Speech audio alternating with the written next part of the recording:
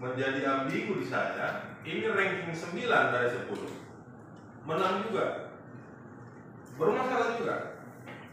Nah sekarang kan yang kita pertanyakan, yang brengsek ini siapa? Pokjanya Bapak atau PPTK yang di dinas?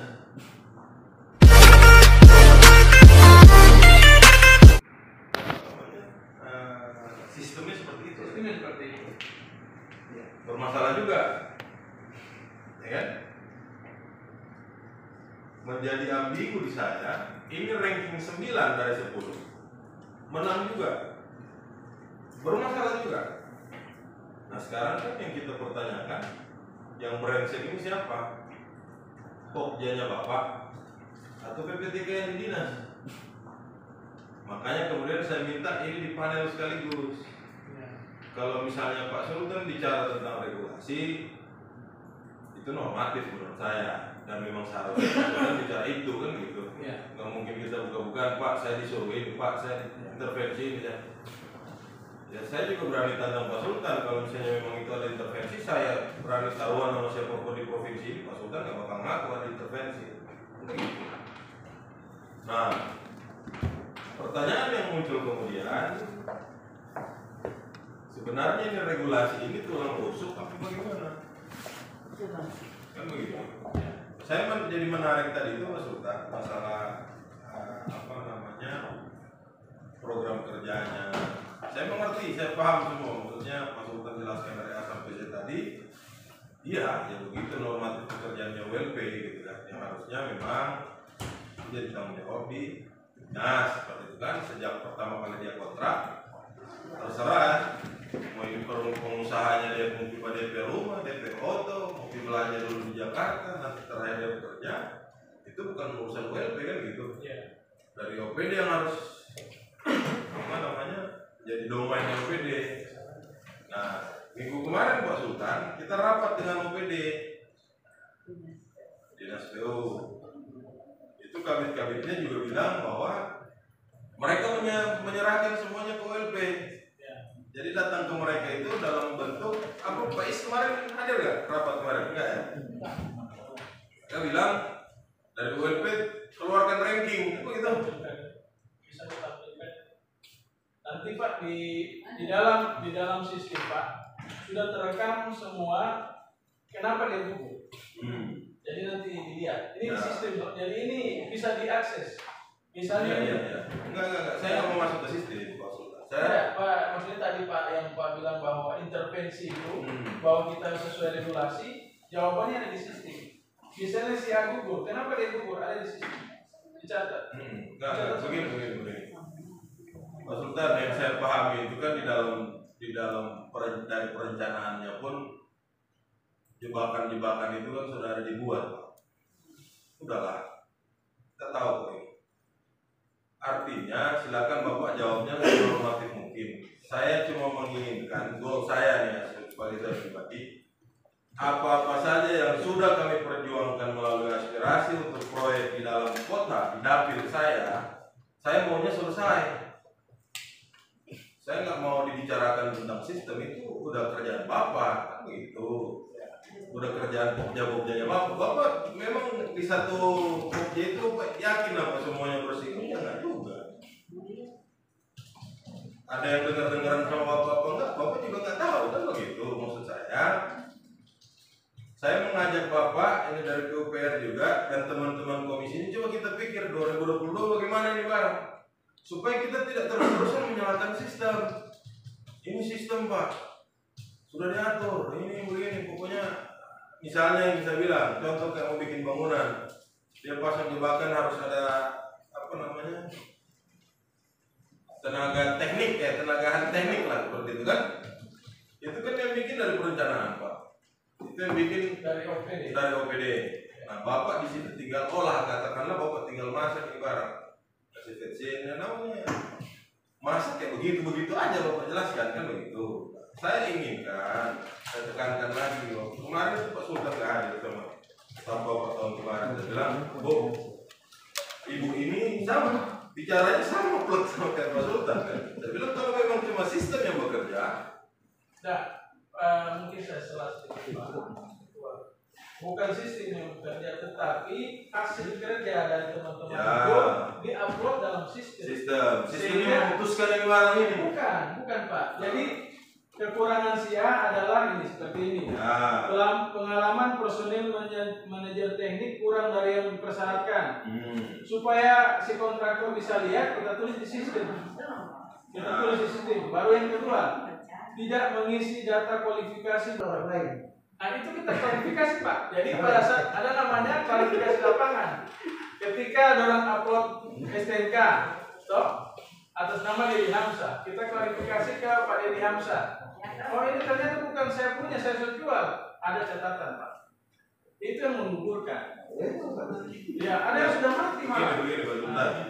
Terakhir rapat sama Biro Pengadaan, karena Bapak kan 1 tahun itu paling 3 kali kita undang rapat kan begitu ya. Di awal tahun, di tengah tahun, yang di akhir kan. Beda yang PUPR ini, PUPR tiap minggu terus undang rapat untuk pengawasan. Nah, tahun kemarin di awal tahun saya udah bicara itu, masih ada videonya kalau Bapak mau nonton habis ini sambil makan saya kasih lihat supaya narasinya Bapak cerna baik-baik. Saya bilang ini permasalahan di ULP yang pertama adalah rawan itu yang jual beli. Nah sekarang Pak Sultan tadi dia bilang ini yang datang siapa, direktur siapa, yang kerja siapa. Akhirnya di lapangan beda orangnya Pak, nggak selesai kita yang dibagi Pak. Oh ya anggota DPR ini loh. Nah itu betul. Nah itu kan tadi saya sudah bilang. Ketika selesai berkontrak, kami sudah tidak tahu lagi saya mereka siapa. Yang datang pada saat evaluasi Pak, Ismail Alulu. Ternyata yang kerja Pak. Berarti ya kesimpulannya berarti timnya Bapak itu kan saya udah notice dari tahun kemarin. Hati-hati yang begini nih. Bukan Pak, bukan tim kita. Kita memilih sesuai dengan apa yang mereka tawar. Ketika Pak Ismail Alulu melakukan penawaran, saya undang Pak Ismail Alulu, Pak Ismail ini sudah sesuai enggak? Tenaganya Bapak sesuai semua. Sudah, kalau begitu Bapak pemenang, saya serahkan ke OPD. Nah OPD silakan tanda tangan kontrak dengan Pak Ismail Alulu. Ketika OPD melakukan kontrak dengan orang lain, harusnya OPD tanya ke Pak Ismail Alulu yang datang, kenapa orang lain? Jangan tanyakan ke kita karena pada saat mereka klarifikasi Pak Ismail Alulu. Saya catat ya, itu bukan tugas ULP ya. Iya bukan tugas kita. Sekarang saya Pak Sultan, seandainya semua yang melakukan penawaran rata-rata tidak memenuhi syarat, berarti tidak ulang Pak. Sekarang kita jadi apakah sering terjadi seperti itu? Sering. Bahkan dinas perikanan itu sampai berapa kali? 4-5 kali. Saya dengar ada proyek apa ya yang pindah tangan 4 kali kalau nggak salah. Nah, itu keluar kekuasaan orang lagi. Jadi siapa yang menang, ya no? Habis itu dia jual Pak B jual ke C jual ke D. Ya. Anggaran 100 sampai pada ini tinggal 60 kalau nggak salah. Itu soal tahu, orang saya tidak tahu itu. Nah, kan sekarang itu seolah-olah terjadi. Iya kan hal begitu yang menang tidak mengerjakan karena tidak punya kemampuan dana, akhirnya dijual atau mengalir belakang sangat tangan gampang. Ya. Tidak ada, maksudnya tidak ada solusi. Harusnya begini Pak, solusinya adalah OPD memperlakukan blacklist. Sepanjang tidak blacklist, maka tidak tercatat di kita. Blacklist itu setelah blacklist kita kirim ke LKPP. Seluruh Indonesia membaca bahwa perusahaan A blacklist, tidak bisa lagi ikut tender. Ketika KPA tidak bikin blacklist, maka tidak bisa. Dan orang bukan ranahnya orang bikin blacklist. Ada nggak kebijakan ini kan sudah sering terjadi dan tiap tahun pasti ini terjadi. Ada nggak ketika mau evaluasi memanggil pemenangnya akan jadi calon pemenang, ada nggak bisa perjanjian bahwa ini tidak akan dipidanakan? Ada aturan begitu nggak bisa nggak? Ya begini Beni, tadi itu makanya saya bilang Pak Sultan terlalu bersemangat dia membela dirinya sendiri kan. Maksud saya Pak Sultan, ini barang ini sudah lama kita bicarakan. Setidaknya Bapak sebagai kepala Biro Pengadaan di situ punya apa ya, punya semacam trik seperti itu supaya ini tidak terjadi. Karena kalau misalnya Bapak cuma jawab sudah bukan urusan ULP, berarti Bapak mau jadi kepala dinas apapun, mau jadi siapapun akan jadi kepala ULP. Kita setiap rapat sama Biro Pengadaan begini terus. Nah, saya ingin kan begini Pak Sultan, saya bilang sama staf Bapak dulu, bukan saya bicara tim.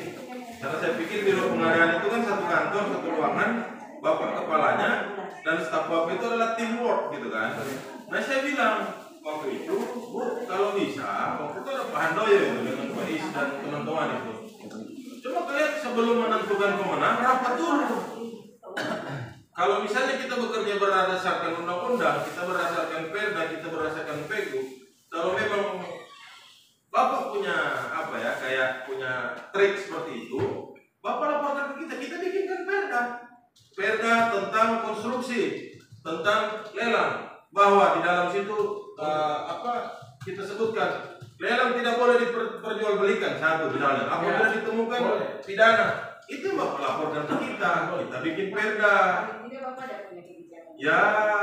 Jadi memang gini Pak, kami pernah usulkan ke Pak Kadis, Pak.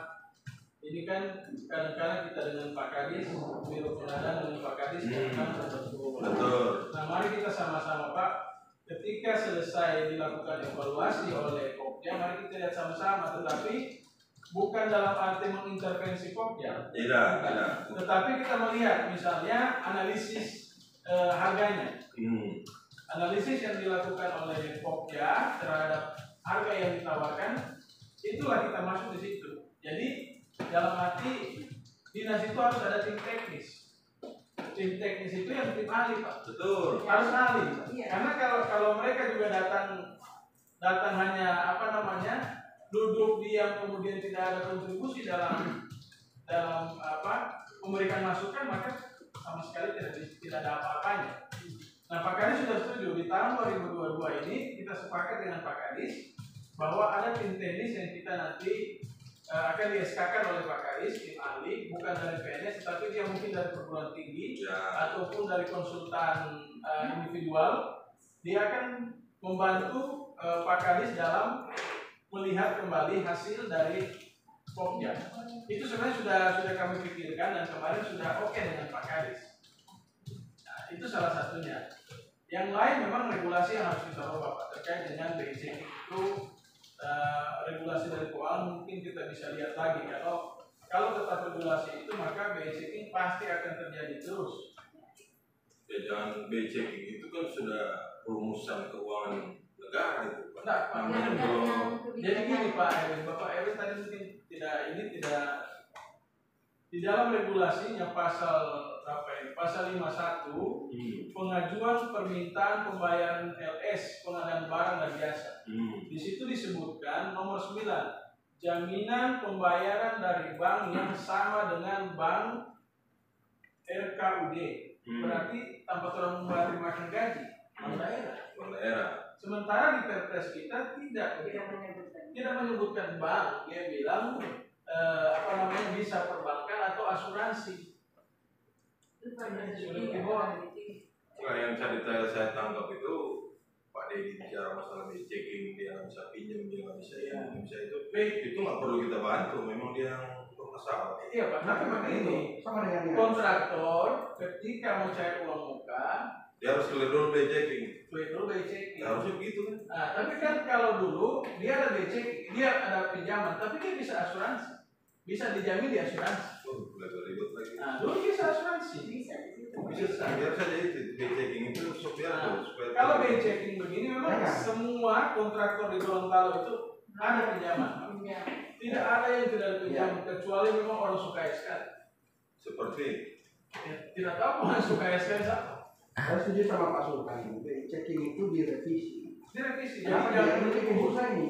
Tunggu dulu, BI checking itu kan pemahaman. Saya pernah kerja di bank gitu loh. BI checking itu ketika orang mau pinjaman berapa miliar, kalau dia bayarnya lancar, nggak bakal BI checking. Ya. Itu misalnya dia di pekerjaan yang lain dia ada BI checking atau pinjaman misalnya seperti kita punya mobilan.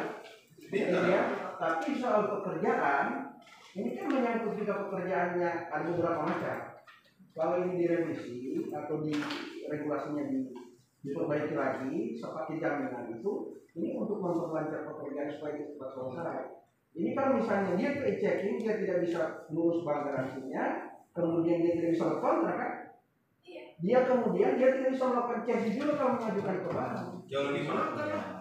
itu kan masalah.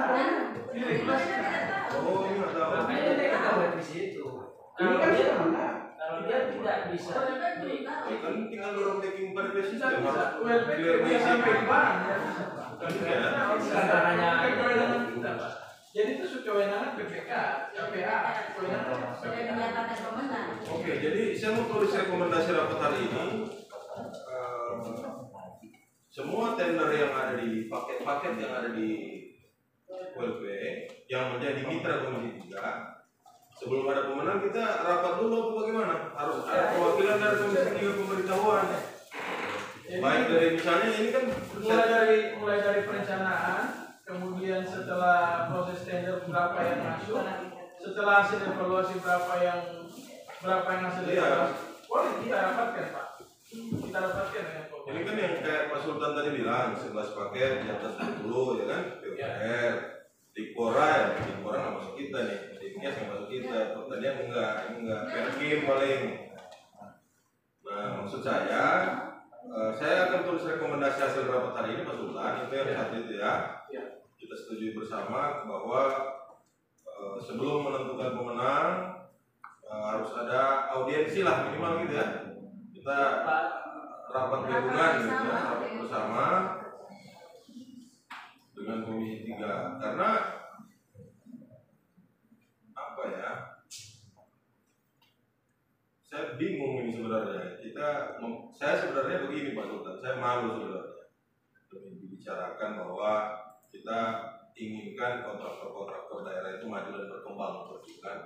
Di balai-balai pun saya tekankan itu supaya mereka ini diberi kesempatan untuk bekerja. Tapi dari 1 sampai 10 kontraktor yang hadir di Provinsi Gorontalo itu hanya beberapa yang berafit gitu loh.